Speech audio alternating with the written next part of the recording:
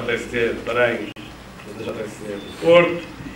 Eu queria, na pessoa do nosso Presidente de Paranhos, Pedro Sampaio, e na pessoa dos dois homenageados que estão aqui nesta mesa, cumprimentar todos os militantes de Paranhos.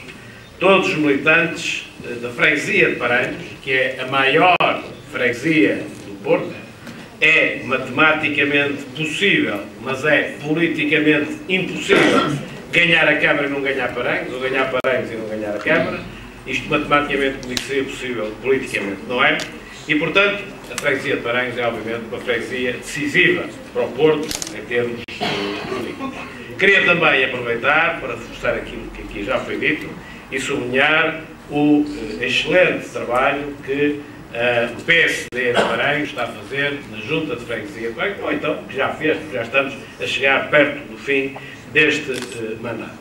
É evidente que, com toda a sinceridade, em qualquer núcleo que eu estivesse, e que a freguesia fosse PSD, eu cumprimentava, mas todos nós sabemos que há umas que fazem melhor trabalho que outras, e a de Paranhos, efetivamente, faz melhor trabalho que outras que não fazem tão bom trabalho quanto esta. O doutor Sousa Leal disse que ganhou as eleições para a distrital do PSD muito com a ajuda daqueles jovens da JST.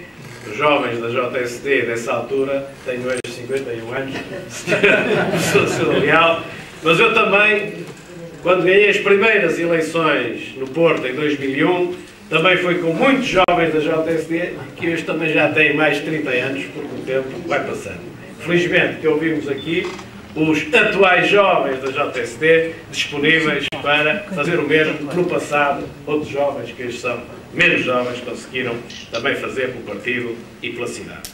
O ano de 2009, como foi aqui já largamente referido, é um ano decisivo, não para o PSD, mas para Portugal. É um ano decisivo para Portugal, porque vamos ter 3 eleições, todas elas importantes. As próprias eleições europeias, que normalmente são um pouco desvalorizadas, vão ter uma importância decisiva agora no dia 7 de junho, e todos nós percebemos que se o Partido Socialista, apesar da situação em que, para a situação que atirou o país, se ganhar as eleições europeias, fica com um forte impulso para poder ganhar em outubro, e se perder, é exatamente o contrário. E por isso, as eleições europeias são para o PSD importante, na exata medida que é nesse momento que nós temos a possibilidade de testar nas urnas os erros, ou não, se as pessoas entenderem que isto que o PS tem feito não são erros, se gostarem da forma como isto está, mas de testarmos ou não o que o eleitorado pensa sobre a governação do Partido Socialista. Só que, aqui no Porto, eu não sei qual será o resultado das eleições, como é evidente, sempre que há eleições não sabemos qual é o resultado. Mas há uma coisa que eu sei, que essa coisa não se vai aferir em outubro. Refere-se em março, até se refere hoje, no dia 20 de março, às portas da primavera. Isso eu posso aferir hoje. Todos nós, seja na Junta de Freguesia, Paranhos, no caso presente onde nós estamos, seja na Câmara do Porto, vamos às eleições de outubro com a consciência completamente tranquila. E não é pelo facto do resultado eleitoral dar melhor um pouco ou pior um pouco, que isto vai mudar. Eu, pessoalmente, tenho a consciência completamente tranquila com aquilo que eu próprio andei a fazer na Câmara do Porto. E a mesma coisa é extensiva aos vereadores e é extensiva aos presidentes de junta e aos diversos membros dos executivos das juntas de freguesia. Há um primeiro mandato que foi uma ruptura com tudo isto. Depois do PS estar 12 anos na Câmara, era preciso fazer uma ruptura com aquilo que estava completamente enquistado. E, portanto, a marca do primeiro mandato é uma marca que tem alguma obra de caráter material, mas tem fundamentalmente uma grande obra de caráter imaterial também, que aqui já foi dita, com os setores ditos culturais. A cultura no Rivoli, como aqui foi referida, era a Câmara passar 600 mil contos na altura, 3 milhões de euros na moeda atual, para uma sala vazia, em que esta semana estavam 10 na sala a ver 10 no palco, e trocavam na semana seguinte, os 10 no palco passavam para a sala, e os da sala passavam para o palco.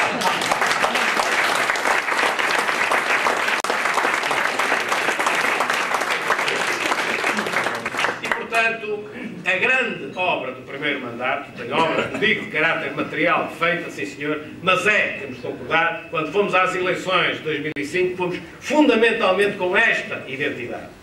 O segundo mandato precisava de se manter esta identidade, mas passar depois para a obra mais de caráter material, até porque com maioria absoluta, obviamente, tínhamos a obrigação de fazer mais, com uma maioria relativa, a negociar tudo com todos. E a oposição normalmente existe não para ajudar, mas é para desajudar, para depois dizer que não se fez, tínhamos outra obrigação e as coisas avançaram. A obra que fizemos, passando para a questão de caráter material, é indiscutível que nós, naquilo que foi o objetivo principal, que era a coesão social, nós temos uma obra para apresentar. E a coesão social no Porto passa, em primeiro lugar, como todos nós sabemos, pela reabilitação da habitação social, que é onde vivem o grosso das pessoas que têm mais dificuldades de caráter social. E nos bairros, hoje, lembro-me de ir, e até parece bom ter sorte, de ir ao primeiro bairro que se reabilitou, que é na freguesia do Bonfim, e estava isto bem, aquilo estava bem, aquilo estava bem, estava bem, havia uma coisa que não estava bem, faltavam painéis solares. Portanto, eu acho que um Presidente de Câmara é um orgulho quando chega a um lado qualquer, um bairro social, e agora faltavam os painéis solares. E para Cuba parece que até vão ter os painéis solares. Portanto, não vai faltar nada naquele bairro. Se nós pararmos para pensar, e eu próprio tenho que parar para pensar, porque às vezes as pessoas, o tempo vai e não se esquecemos. O que era o trânsito na cidade do Porto há 7 anos atrás, ou o que é o trânsito hoje na cidade do Porto, há uma grande diferença. O trânsito do Porto de dia não é, obviamente, como andar às 4 da manhã, é lógico que não é. Mas o trânsito numa cidade como o Porto, que é uma cidade que recebe muita gente todos os dias, é um trânsito hoje muito equilibrado por diversos fatores. O principal fator é o metro, é verdade, mas não é alheio também o facto de nós planearmos melhor as obras. Primeiro temos tapado os buracos todos que nos deixaram. Mas só o túnel de Ceuta, a Praça Carlos Alberto era uma crateira há 3 anos quando lá chegámos. O que seria se fosse esta Câmara a abrir a Praça Carlos Alberto e deixar lá um buraco de 3 anos? O que é que diriam se eu pegasse na Rotunda da Boa Vista, fizesse lá um buraco e deixasse 3 anos? A Rotunda da Boa Vista foi reabilitada em 3 ou 4 meses, numa obra excepcionalmente bem planeada, aliás. E, portanto, um melhor planeamento das obras, para que as obras não sejam abandonadas, um melhor planeamento das obras, e ter feito aquilo que foi tapar os buracos deles, e ter andado com o metro para a frente, que é cada vez mais difícil face ao governo que temos, naturalmente que também é obra. E já agora, até porque disse aqui o Presidente da Conselhia, que não estão os jornais aqui, há de saber, mas eu queria aqui aproveitar para dar esta informação, porque todos, como diz o outro, não seremos demais, neste caso, para continuar no Porto.